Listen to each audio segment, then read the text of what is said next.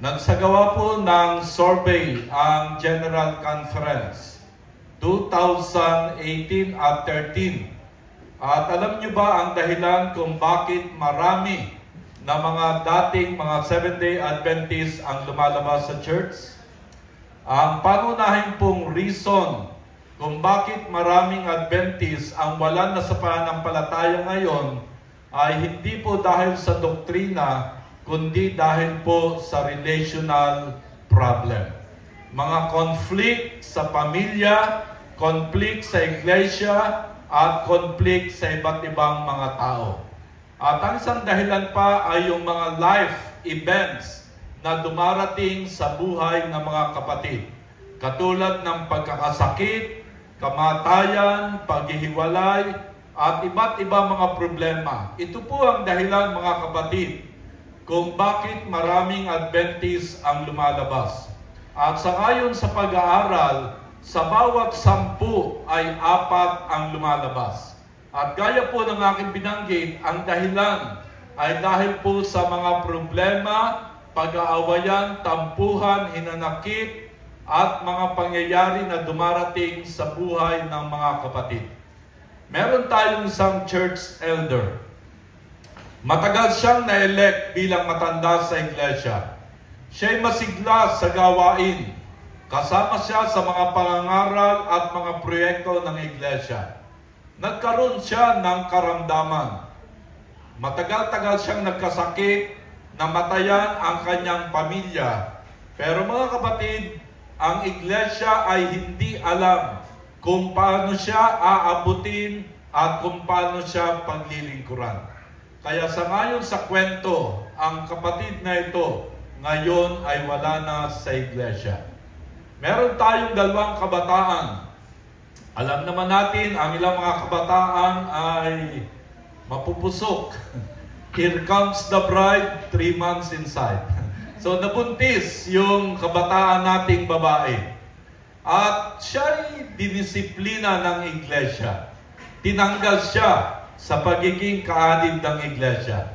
Ang masakit, hindi niya alam na siya'y tinanggal na at nakarating lang sa kanya ang balita na siya'y tinanggal na at ibinahagi lang ng kanyang kaibigan. So yung babaeng ito, yung kanyang boyfriend, ay walang nagministeryo, walang kumausap, at ngayon wala na sa iglesia. So mga kapatid, marami tayong mga kapatid sa iglesia at marami mga tao ngayon ang talagang nakakaranas ng iba't ibang problema at mga challenges sa kanilang buhay. Kaya ang ating team ay Journey to Wholeness. Tayo po'y nilikha ng Diyos perfecto. If we will read Genesis chapter 1 verse 26, we are created in the image of God, di ba? Tayo nilikha ng Diyos na perpekto ang lahat ng aspeto. Pero dahil po sa pagpasok ng kasalanan, nandyan dumating na ang mga iba't ibang problema at iba't ibang suliranin. Kaya mga kapatid, this training is very timely, especially as we come to the last part of our earth history. Alam ni Satanas na maiksi na lang ang panahon niya. At ang ginagamit niyang isang strategy, if you will read Revelation chapter 12, persecution, accusation, deception. Kaya kung hindi po tayo marunong mag-handle ng mga problema, hindi tayo marunong magministeryo, mga kapatid, maraming mga kapatid ang mawawala sa iglesia. Ang sanlibutan natin ngayon ay talagang maraming mga tao ang nakakaranas ng kawalan ng pag-asa. According to the report, every 4 seconds, isa ang nawawala ng pag-asa, nagpapakamatay, at ang ilan ay umaalis sa iglesia. So ngayong umaga, narito po ang isang saysayan sa Biblia.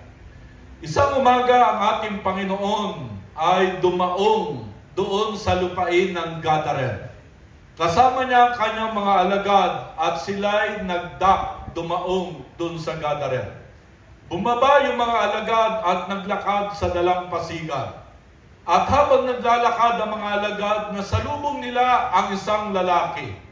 Sinasapian ng napakaraming masamang espiritu. Siya'y hubo at hubot-hubad. Ang kanyang buhok ay malago. Sinusugatan niya ang kanyang sarili sa pamamagitan ng bato. Siya'y nakatira sa sementeryo. Araw at gabi siya'y nagsisisigaw. At siya ay talagang kinatatakutan. Nung masalubog ng mga alagad ang lalaking ito, ang mga alagad ay natakot at nagtakbuhan sila pabalik doon sa daong. At nung nandun na yung mga alagad, nagkatinginan sila at napansin nila na wala ang ating Panginoon. Mga kapatid, ang lalaking ito ay kumakatawan sa maraming tao sa ating mga lugar, sa ating sanlibutan, na sila ay under the slavery of sin, under the slavery of addiction. May mga pasanin sa buhay at merong iba't ibang mga problema. Mga kapatid, nung makaharap ni Kristo ang lalaking ito, ang sabi sa talata, Marcos 5:6 verse 8. At pagkatanaw niya sa malayo kay Jesus, ay ano yun? Tumakbo at siya'y kaniyang sinamba at nagsisigaw ng malakas na tinig na kaniyang sinabi, ano ang pakialam ko sa iyo, Jesus? Ikaw na anak ng Diyos ng kataas-taasan.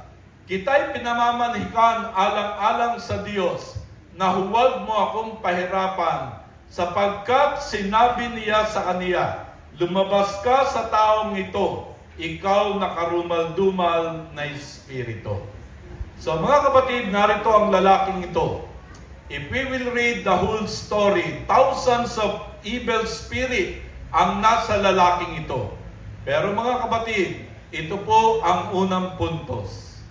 Walang problema at walang pagkakataon na imposible sa ating Panginoon.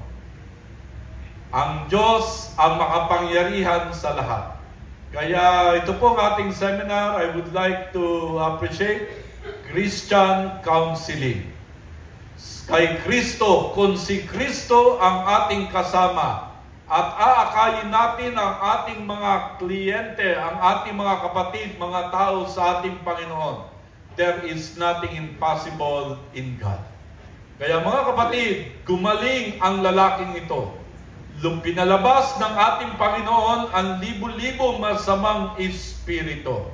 At mga kapatid, ito ang kalalagayan ng lalaking ito. At mga kapatid, ang ikalawang puntos, if we have an experience with Jesus, we can only share.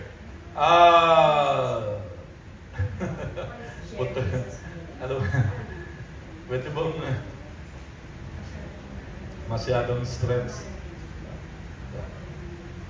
Yeah. Okay. Only a person who has experienced Jesus' freedom can share Jesus freely. So ito po ang ikalawang punto na nais kong i-share sa inyo, mga kapatid. Una, para tayo maging effective facilitator, counseling facilitator, we have to experience Jesus' freedom first. Ano ang ibig sabihin? Paano nyo sasabihin na ang Diyos ay mapagpatawad kung mismo tayo ay hindi marunong magpatawad? Paano natin sasabihin na ang Diyos ay pag-ibig kung hindi natin naranasan sa ating personal na mga buhay ang pag-ibig ng ating Panginoon? Kaya mga kapatid, second point, we have to experience Jesus first in our life. Kaya mga kapatid, only a person who has experienced Jesus' freedom can share Jesus freely.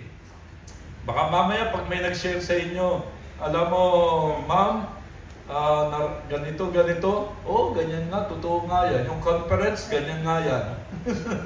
So, mga kapatid, kung tayo'y hindi pa nakaka-get away at meron pa tayong mga impasse na tinatawag, pag nag-share sa atin, sasakyan pa natin at susunsulan pa natin. Oh, ganyan nga, totoo nga. Ganyan talaga yung mga yan. Kaya, pasensya ka na kasi ganyan yung mga yan eh. So, mga kapatid, we need to experience Jesus first in our life. So we have to seek the grace of God para tayo makalaya at maging epektibong mga co-facilitators sa gawain ng ating Panginoon. So ito po ang ikalawang mahalagang puntos para tayo maging effective na mga co-facilitators ng ating Panginoon. At ano ang nangyari? Mark chapter 5 verse 15. When they came to Jesus, they saw the man who had been possessed by the legion of demons, sitting here, dressed, and in his right mind, and they were afraid. So narito ang lalaki. Dati-rati kinatatakutan. Ang kanyang espiritu ay talagang possessed ng maraming legion, thousands of demons. Pero mga kapatid, nung makilala niya at ma-encounter niya at may pakilala ang ating Panginoon, ang sabi sa talata, he is dressed physically, he is in his right mind, mentally, at mga kapatid, spiritually, he was restored. Kaya if we will define health, what is health according to DOH? Health is the state of complete physical, mental, social, and spiritual. Ito mga kapatid ang ating goal. To restore the complete, the wholeness of man. Because we are physical, mental, social, and spiritual. Ito ang ating goal. Na talagang matulungan ang mga kapatid to have physical health, mental, social, and spiritual. At ang sabi ni Ellen G. White, there is a close connection between physical, mental, and social. Subukan niyong kayo ay galit, may tampo kayo, may hinanakit. Kayo ba'y nakakatulog ng maayos? Kayo ba'y nakakakain ng maayos? Kaya there is a close connection between physical, mental, and social. Kaya napakalaki pong factor ang isip. Kapag hindi tama ang ating pag-iisip, apektado ang ating physical. Hindi tayo makatulog na maayos. Sumasakit ang ating ulo. No? Bakit? Kasi it starts everything in the mind. Kaya as a facilitator, ito ang ating goal. Na ma-facilitate ang mga kapatid, ang mga tao na merong mga issues, may mga problema, at kapag maayos ang ating isip, ay maayos din ang ating physical. Bakit marami ngayon ang nagkaka-cancer? Bakit marami ang inaatake sa puso? Bakit maraming iba't ibang klaseng sakit? Mga kapatid, everything starts in the mind. Kaya napakahalaga po itong training na ito. Kaya sana po inyong talagang limi-limiin at inyo talagang practicein.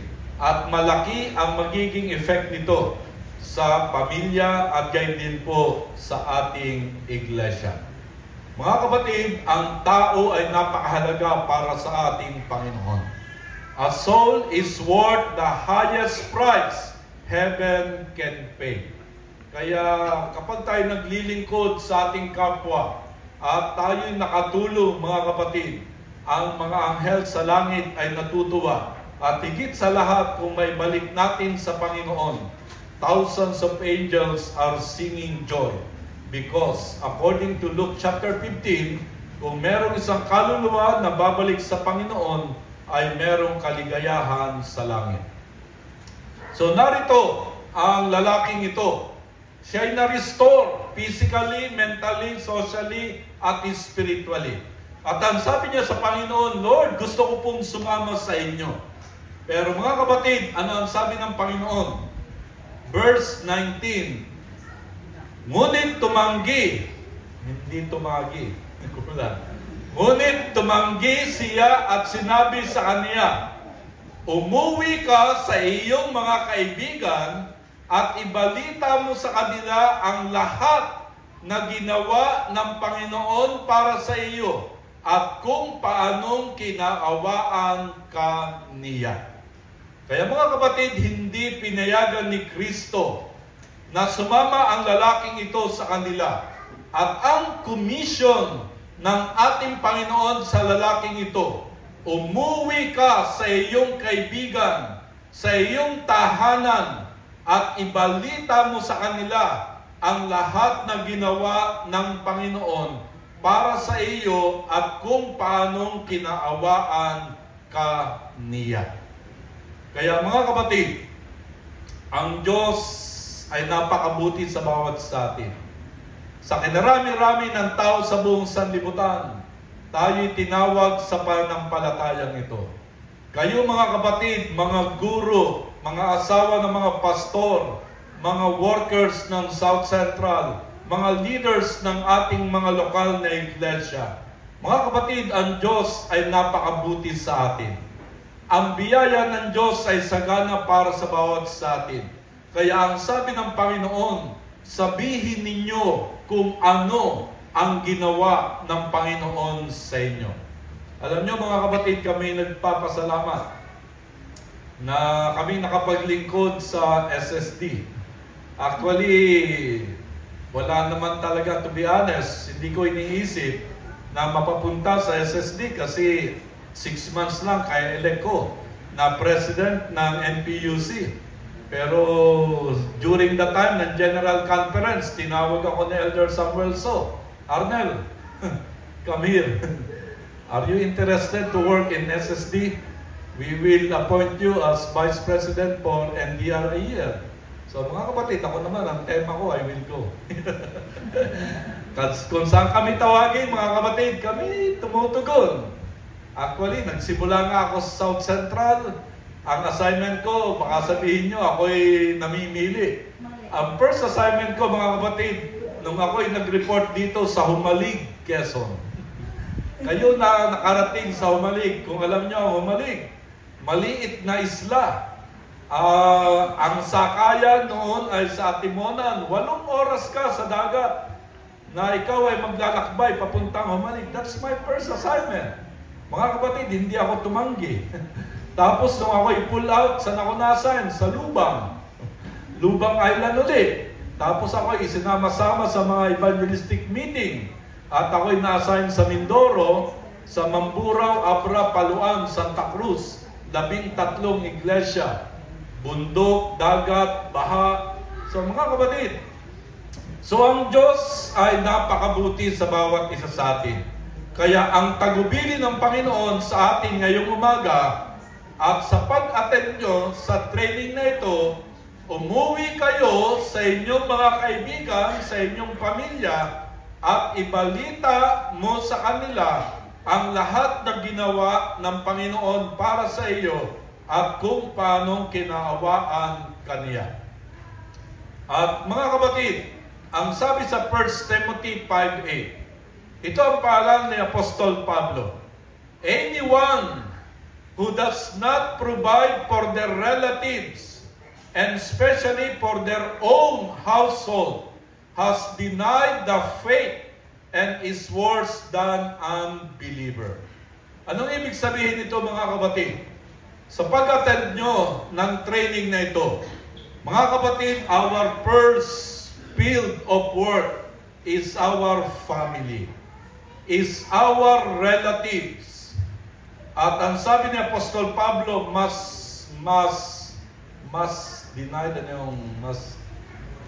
kuwang pa tayo sa mga hintil kung hindi natin paglilingkuran ang ating pamilya at ang ating mga kamag-anak. Ang sabi sa Adventist Home, page 35, our work for Christ is to begin with the family. In the home, there is no missionary field more important than this. So, ano raw ang mahalaga mga kapatid? Sa nagsisimula ang gawain, our work for Christ is to begin with our family, sa ating mga tahanan. Ilan sa atin dito ang walang problema sa pamilya? Tayo po ay merong kanya-kanyang mga problema sa pamilya na dapat nating abutin. Sa aming pamilya ay tatlo pa ang hindi, dalawa na lang. Dalawa na lang ang hindi Adventist. Yung panganay at yung bunso, yung sunod sa akin. Kasi kami 7 na matay yung bunso, so 6 na lang kami. Yung panganay, hindi pa Adventist, at yung kapatid ko na lalaki sunod sa akin ay hindi rin Adventist. Yung kapatid kong panganay, si Ate Jo, yung si Tita ay nasa Kalapan, dahil sa gawain ay minsan hindi ko masyadong nadadalaw. So mga kapatid, ang sabi po sa atin, our work for Christ is to begin with the family in the home. There is no missionary field more important than this. Kaya, merong isang pastor sa Bisaya. Isang araw, umuwi siya sa bahay nila, kumatok siya. Knock-knock. Binuksan yung pinto, ang nagbukas sa yung anak. Ang sabi ng bata, Mami, may naghahanap po sa inyo. Lumabas yung nanay. Ang sabi doon sa anak, Anak! Hindi mo ba kilala yan? Tatay mo yan? So mga kapatid, ito, kayo, yung MSA, mga shepherdesses. So at sa ating mga pastor dito, so it is a good reminder na the work for Christ is to begin with the family in the home. There is no missionary field more important than this. Ang sabi pa, our family can be powerful witness and can lead others to Jesus. Kaya yung pong last seminar na ginawa with Ma'am Tin, yung family to family. Alam nyo kung ang bawat pamilyang Adventista ay magkakaroon ng commitment na tayo po ay mananalangin ng isang pamilya bawat taon. Ilang pamilya meron ng South Central? Siguro more than 30,000 families. Sabihin na lang natin na 15,000 ang mag-commit na pamilya. Ilang kaluluwa meron tayo? 15,000. Pero ilan po ang nabibinyagan natin? Sa South Central, ang baptism report, ilan? 6,000, 3,000, 5,000. Pero ilang pamilya meron tayo? More than 30,000 families dito sa South Central. Kaya kung ang bawat pamilya ay mananalangin at aabot ng isang pamilya, mga kapatid, meron tayong 15,000 na mga bagong binyagan bawat taon.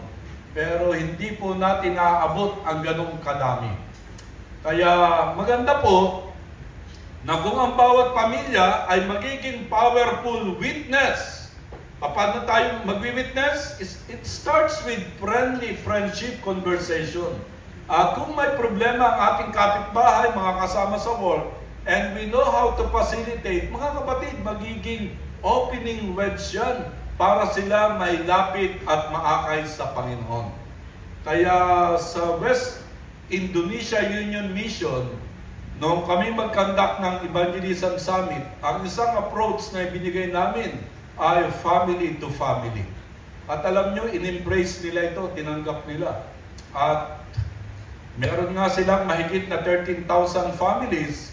At ang sabi ng ministerya at ng aming counterpart, alsin na natin ng 50%, 15,000 na lang na pamilya. Sa loob ng isang taon, isang kaluluwa lang ang idadalangin at i-workout.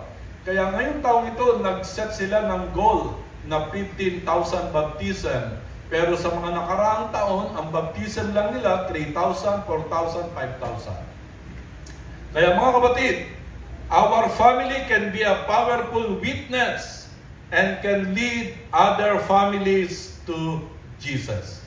Kaya mga kapatid, ngayong umaga, binigyan tayo ng Panginoon ng direksyon, ng destination at ng clear mission. Alam nyo ba kung bakit kayo narito? Baka pinilit lang kayo ni Ma'am S. Pinilit kayo ng asawa nyo na, Mami, attend ka doon. Mga kapatid, do you know what is your mission? What is your direction? Bakit ba tayo tinawagan ng Panginoon? Bakit narito tayo sa sanlibutan ito? At bakit kayo at ako ay kabilang ng Seventh-day Adventist? Do we know our direction? Do we know our destination? At maliwanag ba sa atin ang ating misyon kung bakit tayo narito sa iglesia nito? Ang sabi ng isang author, those who aim for nothing will surely hit it.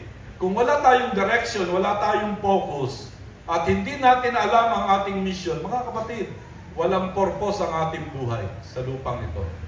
Ang sabi pa ni Pastor Andoy, lugi ang Panginoon. Lugi ang Panginoon kung hindi natin alam kung bakit tayo narito. Lugi ang Panginoon kung hindi natin alam ang ating direction at ang ating destinasyon. Mga kapatid, our mission is what? To prepare a people for the return of Jesus. This is our mission. This is our direction. At mga kapatid, our destination is not only in this earth. Tayo po sa lupang ito ay pansamantala lamang.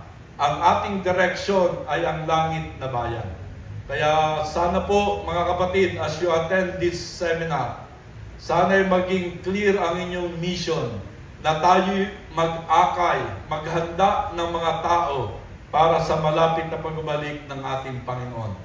At ang sabi po sa Testimonies, Volume 7, page 52, the conversion of souls to God is the greatest, the noblest work in which human beings can have. Every true conversion glorifies Him and causes the angels to break forth into singing. Kayo po ay mga teacher, nurse, at kung ano-ano inyong trabaho. Kayo'y empleyado ng South Central. That is only secondary. Secondary lang po yung pagiging teacher nyo, pagiging businessman nyo, at kung ano man ang trabaho. Mga kapatid, our primary work is to lead people to Jesus, to prepare them for heaven. Kaya ang sabi ni Ellen G. White, ang panghihikayat ng kaluluwa para sa Diyos, ang pinakadakila, pinakabanal na gawain na kung saan ibinigay sa mga tao. At kapag tayo po'y nakapag-akay ng kaluluwa, it causes the angels to break forth into singing. At mga kapatid, ang sabi ni Ellen G. White sa Testimonies, ito po ang panawagan sa atin as a Seventh-day Adventist Church. Ano ang sabi? In a special sense, Seventh-day Adventists have been set in the Word as watchmen and light bearers. There is no other work of so great importance. They are to allow nothing else to absorb their attention. Kaya mga kababaihan, mga kapatid, ang taong ito, 2024 hanggang 2025, ito po'y itinalaga ng ating General Conference as Global Disciple Making Evangelism. Anong ibig sabihin? Tinatawagan ang lahat ng lokal na iglesia na ngayong taong ito ay magsagawa ng mga pangaral at total member involvement. Ang mga kapatid ay makisangkot sa anumang gawain na pwede nilang gampanan. Kaya mga kapatid, ngayong week, meron tayong Papua New Guinea, PNG. Nandun yung ating mga kapatid, sina Dr. Levy, yung medical team ng South Central nandun. At merong malakihang pangangaral na ginagawa sa Papua New Guinea. Ang target nila, 20,000 baptisan. At mga kapatid, ang West Africa, East Africa, ngayong taon din, ay merong malakihang mga pangangaral. Tayo dito sa Pilipinas, mga kapatid, kami po ay galing last February 3 to 10 sa Myanmar. Ang Myanmar, alam natin ang situation, merong political at civil war between military at saka yung United Force. Alam nyo, kahit medyo may conflict, ang mga kababaihan, women, shepherdess, at kami, sabay-sabay kaming nangaral. At noong February 10, by God's grace, we baptized almost 700 souls. Kaya mga kapatid, ngayong taon ito, ako ay nagsalita din sa Masbate Federation, buong isla ng Masbate. Almost 200 ang nabinyagan din. Kaya mga kapatid, tayo itinalagaan ng Diyos bilang mga liwanag, tagapagdala ng pabalita. At mga kapatid, ito ang primary work na napakahalaga na dapat hindi natin kalimutan. Kaya mga kapatid, wala po tayong ibang mensahe, wala tayong ibang pabalita, kundi ang ating Panginoon. As you facilitate with others, mga kapatid, one of the yung techniques, we should lead them to Jesus. Ating ipopoint sila na ang Panginoon ang dakilang manggagamot, ang Panginoon ang dakilang tagapagbigay ng lunas sa ating mga problema at suliranin. Tayo po ay mga instrumento lamang. Kaya si Stephen Curry, yung magaling na basketball, pag nakakashoot, ganyan ang kanyang action. Itinuturo niya ang taas ang Panginoon. Kaya mga kapatid, let us come closer to Jesus. Let us commit ourselves to Jesus. Kung si Kristo ang nasa ating buhay, nasa ating mga paglilingkod, mga kapatid, tayo magiging mabisang instrumento upang akayin sila sa ating Panginoon. Kaya mga kapatid, mamayang hapon kayo'y uuwi. Sa inyong pag-uwi, let's share Jesus with others. Not only with words, but also with your compassionate, merciful behavior. Sabi pa ng mga taga Batangas, hindi lang sa ngawa, kundi sa gawa. Hindi lang tayo, hindi lang by mouth, hindi lamang by words. Mga kapatid, nawa maging pagpapala tayo, magkaroon tayo ng compassion, merciful behavior sa mga tao na ating pinaglilingkuran. At mga kapatid, in closing, ang sabi ni Ellen G. White, bawat araw, ang pintuan ng langit ay nagsasara. Every hour, some are passing beyond the reach of mercy. Ibig sabihin, bawat araw ay marami ang namamatay. Marami ang merong problema. Ang panawagan mga kapatid, where are the voices of warning and entreaty to bid the sinner flee from this fearful doom? Where are the hands stretched out to draw him back from death? Where are those who with humility and persevering faith are pleading with God for him? Mga kapatid, ano po ang ating ginagawa? Bawat araw ay isa, marami ang namamatay. Sa bawat 4 na segundo, isang tao ang nawawalan ng pag-asa. Mga kapatid, ang tanong sa atin, where are the voices? Nasa saan ang ating mga tinig? Nasa saan ang ating mga paglilingkod? Mga kapatid, ang Diyos ay nananawagan ngayong tanghali na sana ang bawat isa sa atin, tayo po'y maging agent of change. Maging agent upang magdala ng pag-asa at mahanda sila sa pagbabalik ng ating Panginoon. Kaya mga kapatid, nawa ang kalayaan ay ating isigaw na maging malaya sa kasalanan, problema, suliranin, at mga kapatid, let it start in our heart. Unahin natin ang ating mga puso, ang ating mga sarili. May kasabihan tayo, you cannot share what you don't have. Hindi tayo pwedeng magsabi na ang Diyos ay mapagpatawad kung hindi naman tayo marunong magpatawad. Ang Diyos ay pag-asa kung tayo naman ay walang pag-asa. It starts with our home. Our home should be a center of hope and healing.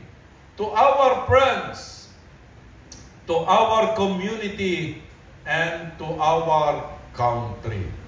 Kaya mga kapatid, nawa ang training na ito ay magbigay sa atin ng panibagong challenge na sana tayo maging ahensya upang maraming mga tao ang mapalaya sa kasalanan, mapalaya sa mabibigat na mga pasa na mga problema at suliranin, at sila'y maakay natin at may handa sa malapit na pagbabalik ng ating Panginoon. May God bless each and every one of us. Ito ang aking dalangin sa pangalan ni Jesus.